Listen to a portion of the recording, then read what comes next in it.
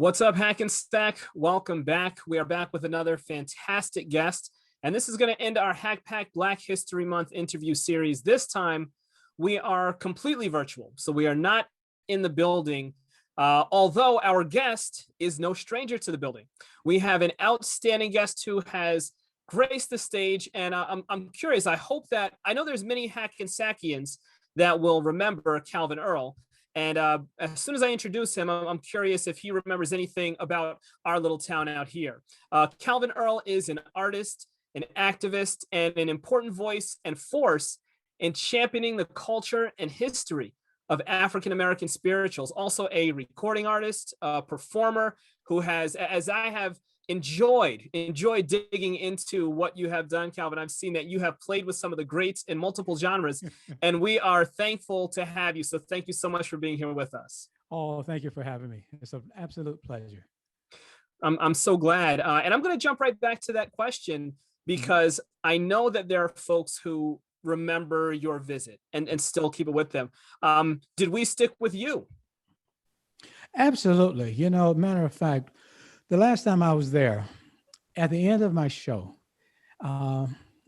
this Black lady walked up to me, as a lot of people after the show to come up and they introduce themselves, and I shake their hands, give them a hug or sell a CD.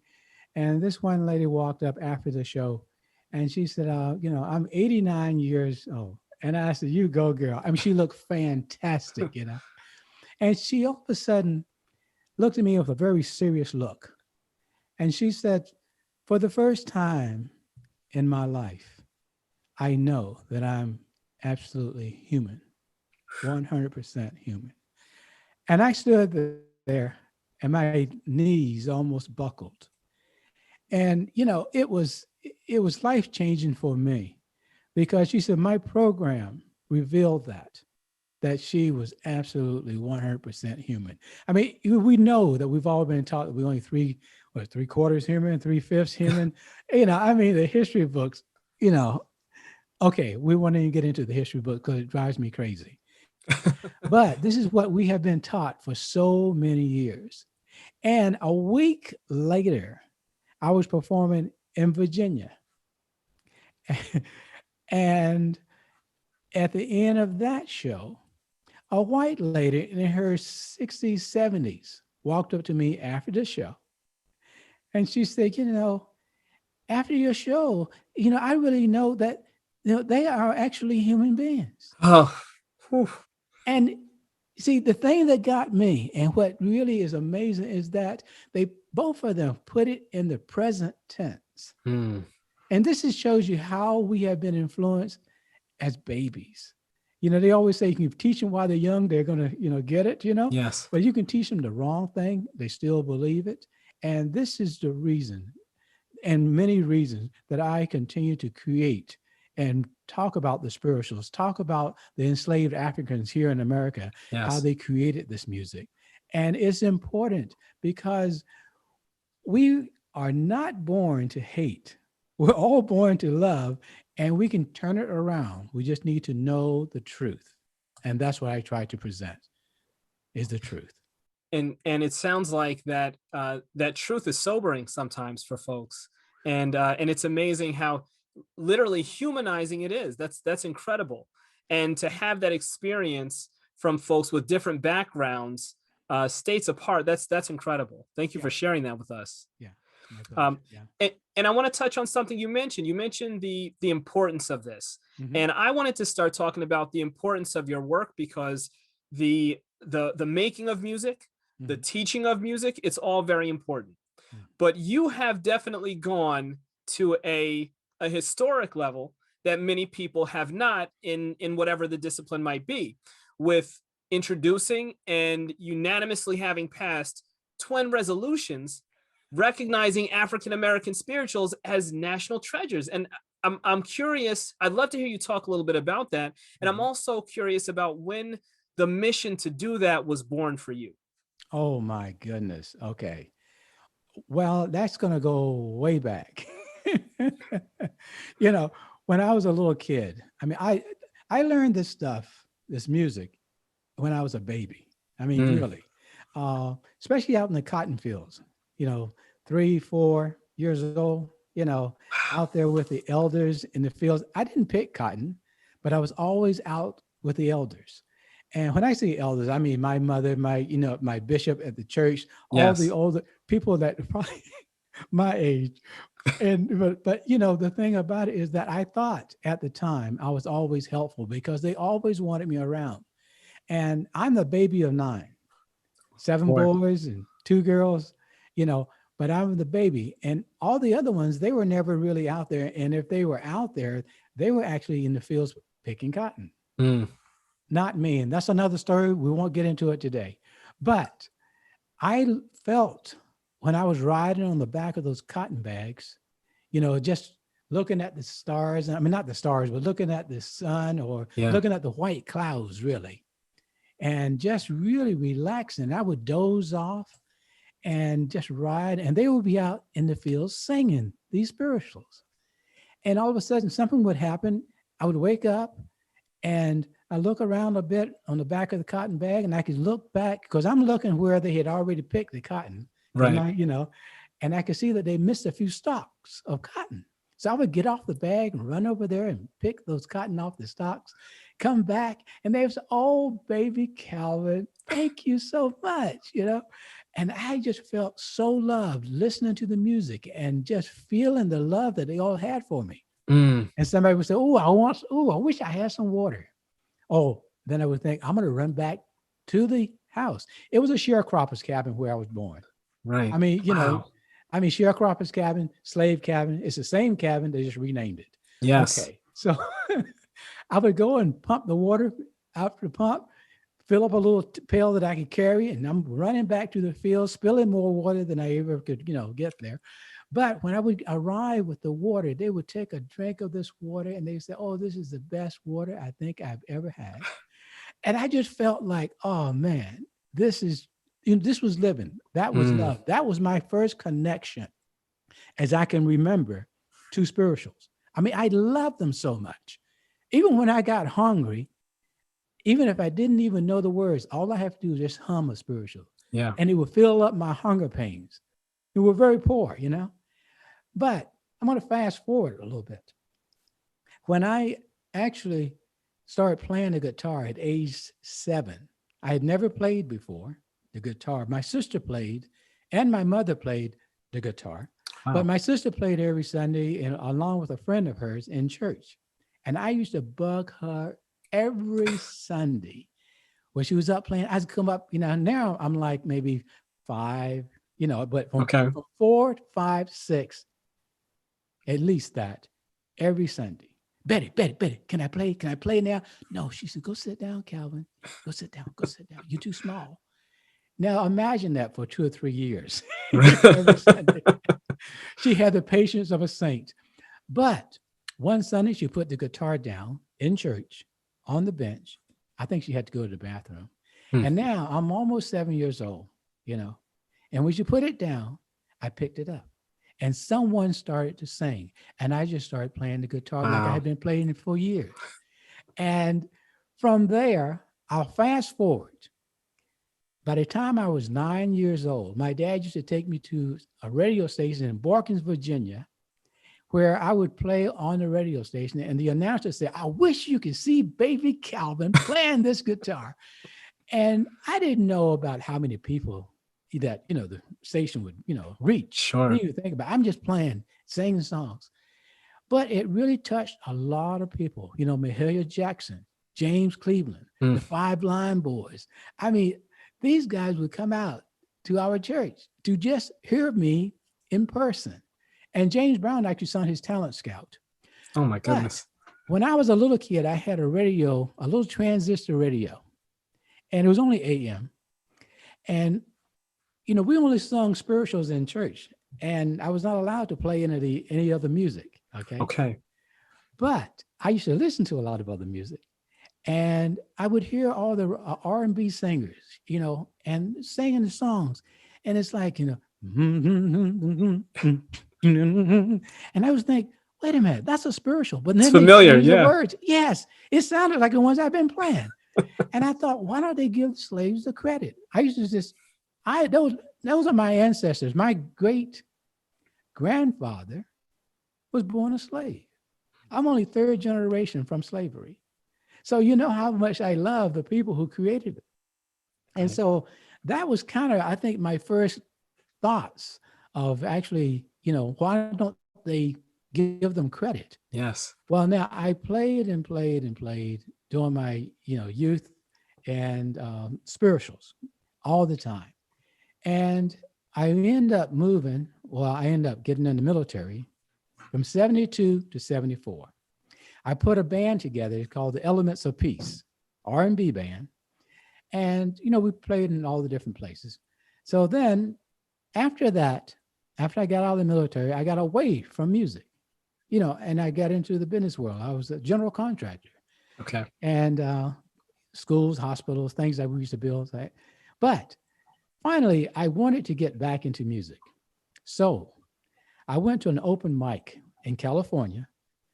And at this open mic, I thought, okay, it was highly publicized. I thought, I'm going to try it. So I got and I sung a song.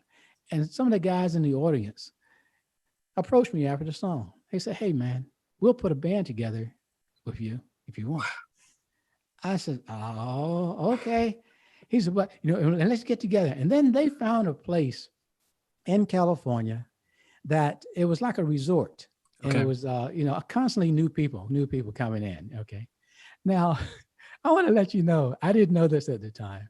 The band members that got together for me to, to play behind me while I'm singing. Yeah. Most of them, they were side guys for Frank Sinatra. Oh my goodness. So now look, picture this. We named the band Calvin Earl and his big band sound. And so we're singing at the resorts, and just about every night, or at least 3-4 times a week, because I was there 7 days a week, people were in the audience after we would finish a song. I've got you under my skin, singing all these standards, right? That I never sung when I was a kid because I was not allowed to. So anyway, after I would finish a song, someone would say, oh, Calvin, excuse me, do you know any of those Negro spirituals? Wow. Now, the first time this happened, my band, remember they played for Frank Sinatra, so they're all white band behind me. And they was listen to that and they go like, oh. So I was saying a spiritual a cappella. And after I was finished, I actually would tell some of the secret codes within the song. Now, it wasn't that I had planned that. That's just the way that I used to always sing the spirituals. There are a lot of hidden messages, secret codes, how they communicated with one another. Yes. And so people said, I never knew that. Oh my goodness, I didn't know. And I thought, wow, these Californians are, so true to form. They, the old saying about people from California, they don't really not connected, given the beach, that's it, But that led me to the idea, and there's a lot of other stories within that would blow your mind, but it led me to think that maybe I need to come back to the East Coast and do more research on these spirituals and see if what had been taught to me in the fields, if I can find it in some of the books. So I moved to New York City and started studying. And man, I found a lot of stuff. And then I decided to put this program together that, I've been doing for years. And after going on one tour, one segment, I booked every program, every show, and every place I possibly could, from Maine all the way down to Georgia. And I said, I'm going to take everything that you want me there, I'm going to be there. Well, this tour, I think it was like 6 weeks or a little bit more, right in 6 weeks, I put over 30,000 miles on my car. So that lets you know that it was a nonstop. And then I realized that, I'm not going to be able to ever get this program in enough venues, So I got to do something. So in 2006, I decided that I was going to ask Congress, the United States Congress, to declare the spirituals an American national treasure and honor the slaves for their contributions to our nation. So I went to, at that time, I was actually living in New Jersey. So I went to my representative, who was Robert Menendez, Menendez. He was a congressman at the time. And I presented the idea to him. So he said, wow, this is fantastic. I love the idea. Sure, let's do it. And so during that process in 2006, Congressman Robert Menendez, now he switched over and he was a senator. Mm. So they made him a senator. And I'm thinking, oh my goodness, what can I do now? But he said, okay, I still want to do it. He said, now that he's a senator, and he said, yes, so I had to go right and started talking with him. Luckily, he said, yes, he was going to do it. Then he said, well, Calvin, he said, what you need to do with this legislation, once we came up with the language, he said, well, I want to find out what I need to say. And then we worked on that and all of the things. And finally, he said, well, I want to make sure that we put your name in there. And I said, no, I don't want my name in there. It's my ancestors. Everything goes to them. And then I realized maybe he was looking for, well, if anything would go wrong, at least he would blame somebody. So I said, okay, that's fine. And I'm honored. So he put that in there. Then he said, well, what we need is twin resolutions. No, actually, the first thing he said, can you get any co-sponsors? He said, matter of fact, some high profile co-sponsors. I said, oh, yeah, sure, I can do that. And mind you, I had no idea what I was doing. Never walked this road before in my life. Right. And so even when he said co-sponsors, after he left the room, I asked the assistants, I said, what is he really talking about with co-sponsors? And then they explained what a co-sponsor and, so anyway, I said, yes, I can do it. And he said, okay. He said, now, can you get twin resolutions in the House? I said, sure. He said, how long would it take you? I said, about 3 days. He said, 3 days? I said, yeah. So then I left his office and I contacted an old acquaintance that's been around for a long, long time, Congresswoman Rosa DeLauro. And I got her on the phone and I ran the idea by her. And she said, Calvin, absolutely. She said, I will do that 100%. After that, I actually got Congressman John Lewis to co-sponsor it along with Congresswoman Rosa DeLauro. Now, mind you that no idea what I was doing. So when I had to go and get all these high profile senators, I got Senator Barack Obama. I got Senator Joe Biden, Ted Kennedy. The list went on and on and on. Now, this is 2006. No one ever told me. I'm getting now closer to, I thought it was going to take like 3 weeks, 6 weeks, 8 weeks maximum to get everything done. Now we're getting close to December, and then we move on to close to Christmas. And they said, well, now we're going to, adjourn. And one of the legislative assistant called me and said, Calvin, would you like to continue this and resubmit the legislation in 2007? I said, I'm sorry. What do you mean by resubmit? He said, what, didn't they tell you that they wipe everything out and you have to start over from scratch? Tony, I thought I was going to pass out, but I went back with all of these high profile senators and members of the House, and they joined in. I even had the entire Black caucus. Wow. And my dear friend, Henry Louis Gates Jr., Cornel West, all of these guys signed on. My dear friend, oh my God. And I'm looking at a picture on my wall, Dr. Dorothy Height, God rest her.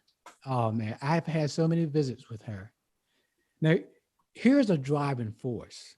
When I finally got the legislation where they were going to put it in the hopper, what they were going to actually present, yes, I took the legislation to Dr. Dorothy Height. And I had many visits with her, but I wanted her to read the final draft of the legislation before I would even allow them to put it in the hopper. Right. She read it and she looked at me. She said, Calvin, I'm so proud of you for presenting this historic legislation to the United States Congress. Because without preserving the African American spirituals, it would be like we were never here. Mm, You see how that hit you? okay. Okay. Now I Ooh. can talk about this for an hour. Well, I know you have questions. well, I mean, I have to tell you, I'm trying to, and I'm gonna just let it go, but I keep trying to control my face because I'm such a history fan, and specifically, you know, everything that you're talking about. So I'm geeking out a little bit if you don't, you know, if you excuse me. And to hear you actually went into one of the next questions I was going to ask about, which is that intersection of art and activism, and that is exactly what you displayed. And you know, and as a teacher, I have to say, you're talking about lessons that you're giving as you go on this journey, and then also what you're learning. So I am so thank you for reading my mind and answering that in advance. And I do want to ask you, we had recent legislation passed in New Jersey, and it's to promote inclusivity and diversity within the schools. And so, you know, all of us, we've been working to make sure that curriculum and policies and procedures and mindsets are in line with that. I hear what you're saying, and it sounds to me like it aligns with this as well. Oh, Can yes. you talk a little bit about how what you do and how what you are championing, how that fits into the schools and into education? Oh, excuse me. I can give you an example, and I have, you know, wow, which one do I select? You want an old one or you want a new one?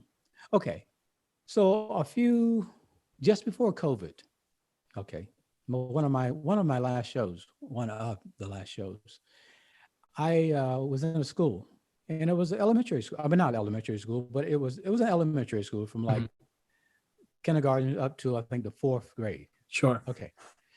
Now they had a lot of bullying in the school, and it's a multiracial school. I mean, every race, it's highly diverse. Diversity is something there. And so I had an artist in residence. I was there for a week.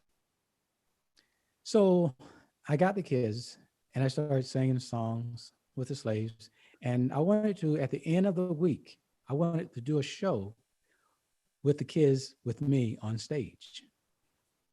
So I needed to teach them a few songs, but I also needed to teach them why the slaves created these songs.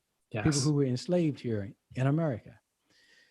And, and at first I know one of the kids, I was, talking about the slaves and I was singing a song in the morning, and one of the kids said, well, the slaves used to work in the kitchen, and the teacher wanted to silence this little boy. He was a white little kid.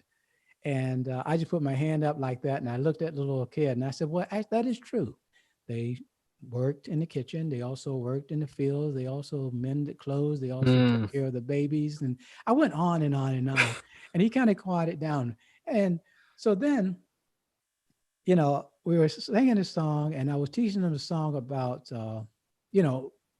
how the slaves communicated and how they actually became friends and how they would support one another in the songs, and how they would how the slaves, the enslaved Africans here in America, would teach their kids.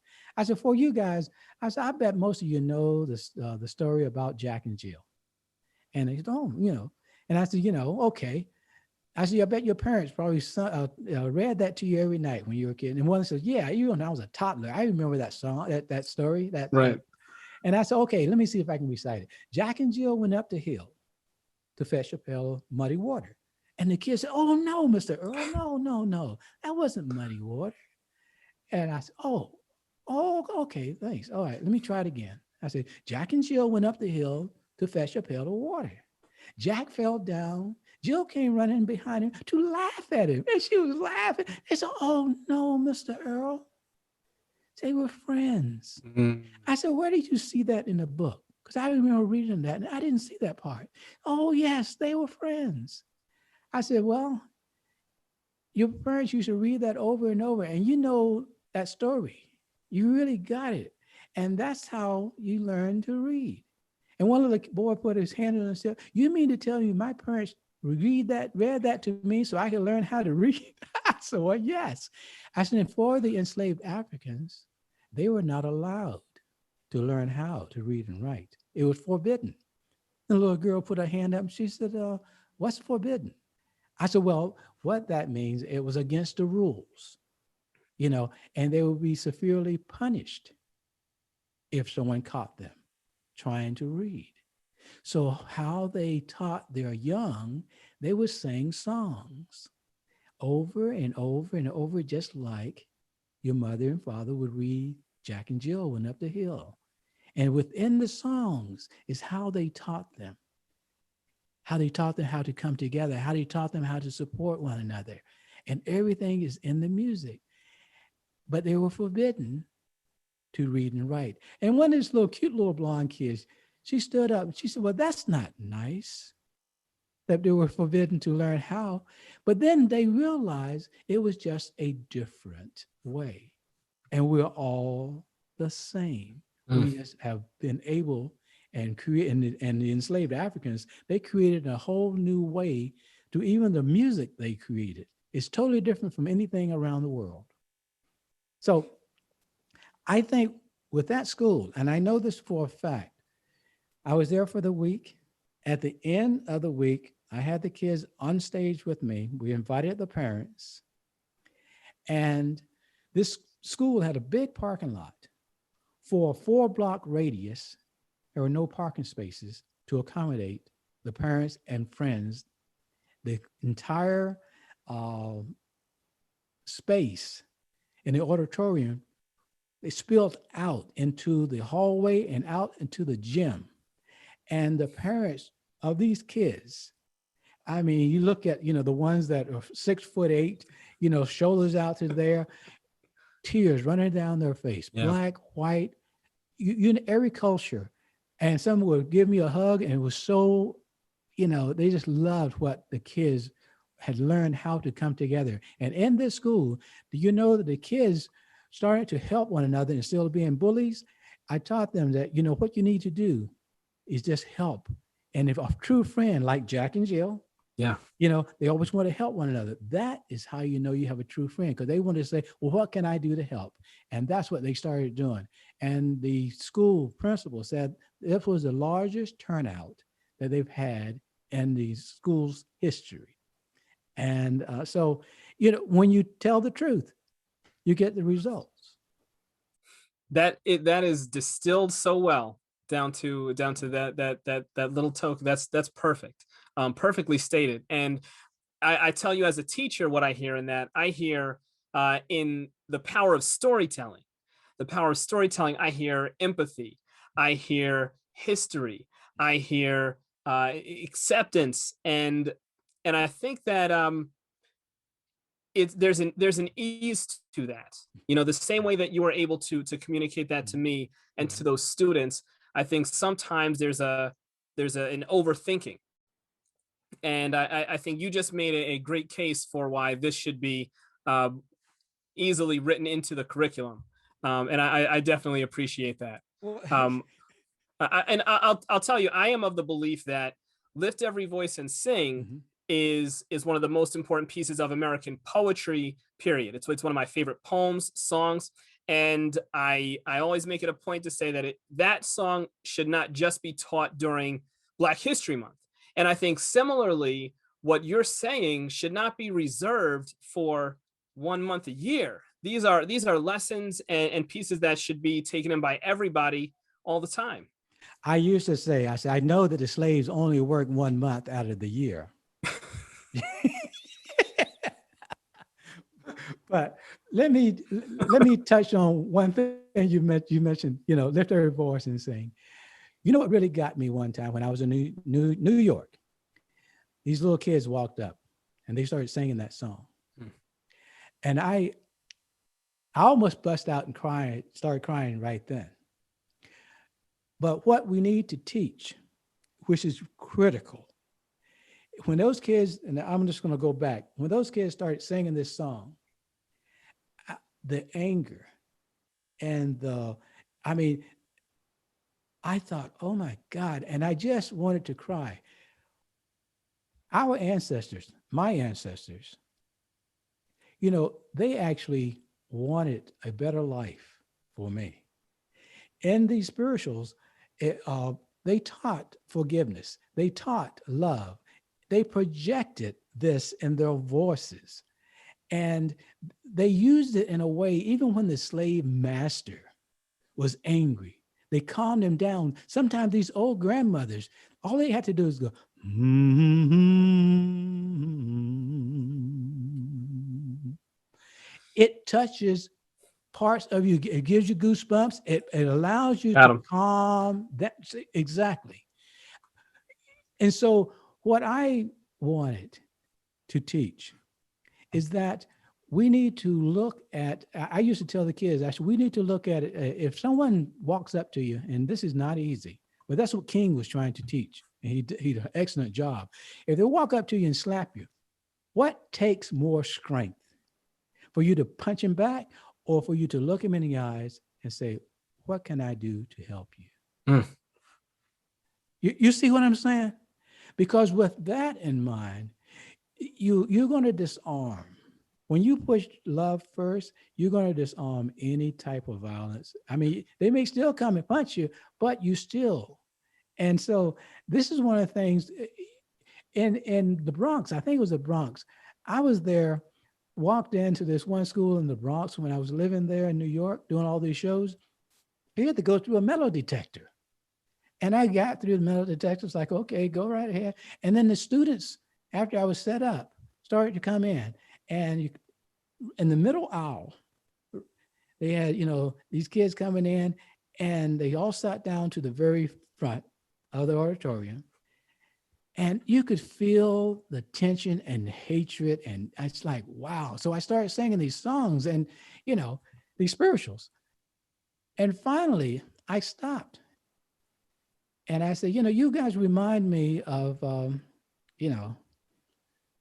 basically, it's like the slaves, they were able to at least free their minds. But you are slaves today. Mm. And these two kids that were on opposite sides, like if the aisle's going down at the very corner of both, things, I didn't know at the time, but they were actually gang leaders. And the one, he stood up. When I say you're actually, you're like slaves, because the slaves are actually were able to free their mind. He stood up and he looked me in the eyes, and the anger from him is, you mean to tell me that I'm a slave? I said, you have enslaved your mind to anger, revenge, hatred, and you just can't even get away from it. If the teacher would give you a lesson tonight, if you had to study and someone stepped on your feet earlier today, you wouldn't go study. All you could think about, how I'm going to get him back tomorrow. I'm going to get that guy. And you would flunk the class because you just has that anger that you can't get rid of. Mm. And I said, at least the slaves were able to free their minds. And actually, and so even though their bodies are enslaved, their mind and heart is free. I said, you are just the opposite. Your mind is free, but, I said, your body is free, but your mind is enslaved. Well, this kid, after listening to some of these songs, and I'm telling him this, looking him right in the eye, at that moment, he reached down to his pants leg and pulled up his pants leg. He ripped off all these tape and stuff. He had a big old knife that he held and dangled it like that. And he walked over to the principal and handed it to him. He turned back around and he walked back to the rival gang leader on the other side of the aisle, put his hand out and said, I'll be a slave no more. They shook hands, they hugged, and the principal and everyone in there were just sobbing. But this is what we need to teach. It's like that song. When I first heard it, I was like, oh my God. But it was how it was delivered. Yes. But we can change this. And in hearing that story and in hearing you, I am even more confident in that fact, and I do believe that, and I thank you for that. I feel like whoever is watching this right now, I don't know if somebody has yet, but I feel like somebody is going to be angling to option for your life story. So just be prepared if they haven't come yet, because I'm already starting to think of future conversations. I have so many more questions off of answers that you've shared, and that just speaks to the depth of what it is that you're sharing. And I thank you for that again. Um, I'm curious, as I guess as we're coming to a close, is there a particular spiritual that you would recommend if I wanted to share with my students, a song that could, whether it is teaching them teaching them a lesson, whether it is teaching them about an experience. Is there anything that comes to mind that you think, what, this is one I would always put in front of students? Hmm. Well, a couple of things hit my head. Um, that-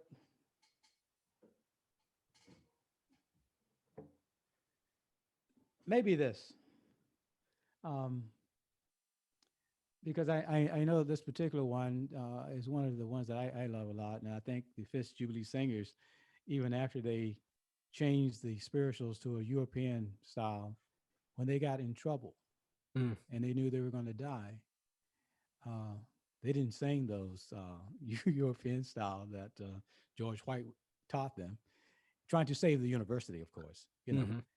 And but there was a time they were at a train station, and stranded there, waiting for the next train, and the town folks popped out to not to greet him, but to kill him. They came out with torches and ropes and everything else. And George White he's a white man, and then you got Ella Shepherd and the other former slaves. You know, there was seven of them. Yeah, and they're at this train station, and these guys are coming at them, profanity, and and so they started out with a song, and it goes something like this.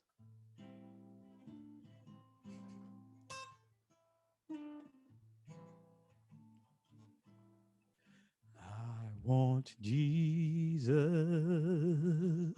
to walk with me.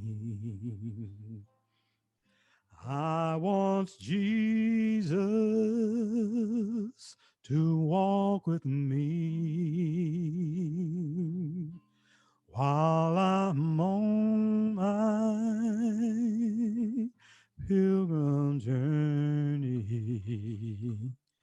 I just want Jesus to walk with me. What's important about this song is that the leader of that mob, he was there with all his little cronies to kill these people. And now if they started singing this song, the mob started backing away, one after the other, until there was only one person standing. That was the leader of that mob, with tears running down his face. And you know what he had to say? He said, could you sing that one more time?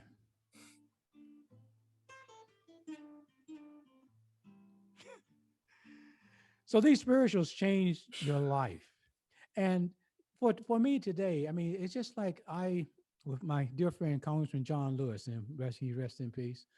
He always said, "Get into good trouble, get into good trouble." And so when COVID hit, and then all of this stuff is going on, and you get trapped in your home, you can't go out, and I'm a live performer, and I got to try to figure out how to do this here without getting the circle. I call it the big circle. When you sing, you put out and it comes back. The love comes back. And I'm learning to look at this instead of looking you in the eyes, because I look you in the eyes, you see? So, but listening to him, all of a sudden I started thinking about what was going on, the injustices, you know, how we're bailing out the billionaires, and we got people that are hungry. And, and I thought, okay, I just got to create a song. So that's when I created the People's Anthem, 2020, the People's Anthem. And matter of fact, I don't know if you looked at the video, but if you look at it on YouTube, you see on my right shoulder, John Lewis and myself in the I picture did. back there. And so that song tells it what's going on right now in a loving and peaceful way.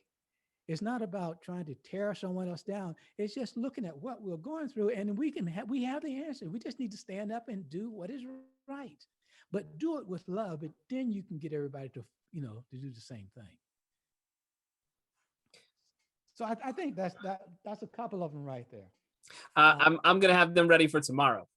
I will have those. I'm going to bring those with me into the classroom. I'm extremely excited. My students are just finishing up. They did they created a Black History Month project themselves and put it all together. And I can't wait to give them this experience to add on to that. Add and make sure you do the song that I want you to welcome me on my CD, Gratitude. Without a doubt. I don't know if you know anything about Catrice Barnes, and God rest her, and may she rest in peace. But she was the first Black and also a woman that was the music director of Saturday Night Live. And but she's on my the background vocals. But that song was Labor of Love, and so that's the one, because you make sure when you try to give someone that, and that's the thing I look at on all music, is that the heart, the love is coming out of it, not you know what I mean. I do. I feel you. I don't even want to put my face in on that look, of the anger and resentment. But thank you so much for this. And you guys can go to my my YouTube, channel, Calvin Earl, and you see all the things there, and my website. You already know about that. So that was going to be my my final thing, was to ask where people can find more until we get you back here when we're doing shows in person and we can actually have that experience again. I'm glad that they can find you at your home on the web, and I'm certain that there will be many people whose fingers are busy looking for you after this. All right. Well, I appreciate it. I love everybody out there, and just stay safe. And I look forward to coming back. So, Greg, thank you. Tony, thank you. I'm so glad to meet y'all. Can't wait till we can meet one another in person. Absolutely, and thank Frank. You. I forgot Frank. That's right. And thank you to the city of Hackensack for putting these together. And we know that this is the type of content that is not just informative, but it's soul enriching. And we very much appreciate you and all of the guests that we've been able to have so far through the HACPAC. And we are very, very appreciative. Thank you so much. Thank you. Okay, now you guys take care. I love you.